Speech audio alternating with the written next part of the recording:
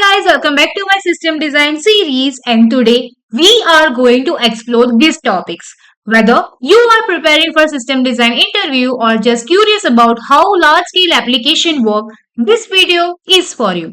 So let's get started. What is replication lag?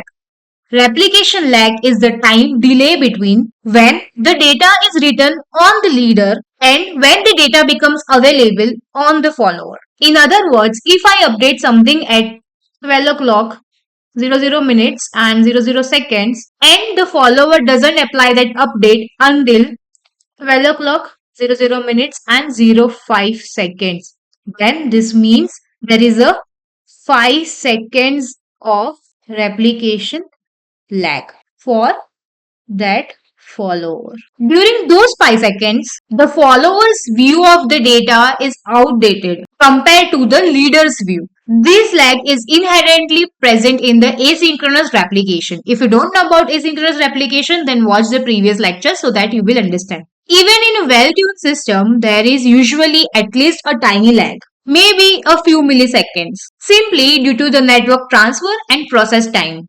Under load and network issues, that lag can grow, sometimes to the seconds or more. If something is really wrong or the follower is far away, the replication lag could be in the minutes in the worst case. Minutes are worst for the healthy system, but seconds can happen under write heavy load or if replicas temporarily fall behind. Eventual consistency is the fancy term to describe the systems who allow this kind of lag. A system is eventual consistent if it doesn't guarantee immediate consistency, but guarantees if you stop writing new updates and wait long enough, all replicas will catch up to the same state. Basically, given the time, everyone ends up on the same page. But you might see the differences in the meantime. Eventual consistent systems are okay with temporary inconsistency. They promise that at some future point, all the copies to be identical, assuming no new changes are being made. This model is common in distributed system where strict real-time sync is too costly. It is often phrased as all nodes will eventually reach the same state but not necessarily at the same time. Imagine tossing a stone at the calm lake. Initially, the water surface has the ripples, but eventually the ripples subside and the lake returns to the calm uniform state. When the data is updated in the distributed system, it is like creating ripples. Not every part of the system reflects the new change immediately. Given the time, the system calms and all the replicas reflect the change. Eventual consistency is basically that ripple settling. Now, how big of a deal is replication lag? In many systems, replication lag is very small most of the time, often measured in the milliseconds. You hardly notice it, so why to worry? Because even a small lag can matter in certain operations, especially those immediate readbacks after write. And if your application is not built to handle that, it can cause weird, confusing behavior. Let's take an example to understand replication lag. You post a comment on social media app.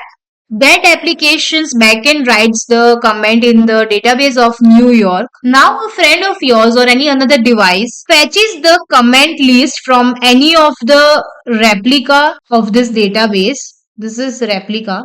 And this replica is in India, which is closer to the user. If this replica is not in a sync with New York's DB, that means this replica is few seconds or few minutes behind this New York's DB. Your comment doesn't show up to the reader who is reading immediately. A few seconds later, it appears because by then the replica got the update. That delay between the posting and seeing that particular comment is called the replication lag.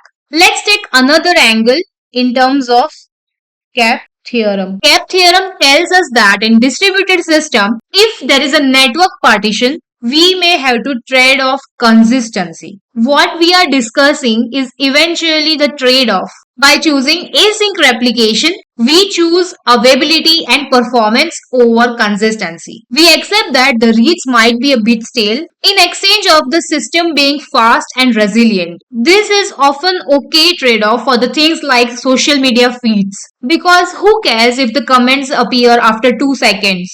But it is not okay for the bank account transaction because you do care about your money. To formalize a bit, there are so many consistency models that are weaker than this absolute consistency. That is, every read sees the latest write. Eventual consistency is one of them. It is actually quite weak. There are also the models like causal consistency, consistent prefix, video writes, and monotonic reading. But we are mainly concerned for read after write consistency, which we are going to break down. Just know that in eventual consistent system, you might experience anomalies like reading old data after new data is written. Those anomalies are exactly what the replication lag problems are. Okay. Replication lag equals to data is temporarily inconsistent between leader and follower. If you always read from the leader, you are not gonna notice this replication lag because obviously leader have the latest rights. But the moment you read from the follower, you feel this lag. Many part of the application can tolerate this slightly stale data. For example, if you have noticed when you post on the Instagram, you don't notice immediately all the likes. There is always slightly lag before it updates, which is usually fine. But some parts of the application cannot tolerate it. For example, if you have done any transaction via Instagram and you are not able to see the transaction because of the lag, because the replica is not updated. So the engineers need to identify which part of the application needs a strong consistency and they have to handle that. Okay. Read after write consistency. This is exactly what it sounds like. If you write something, you should immediately be able to see that. That is a consistency guarantee which is expected by every user's by application. But the systems with the replication lag do not inherently ensure read after write consistency on their own unless they implement some extra measures. For example, reading your own comment after posting it. That is an example of read after write.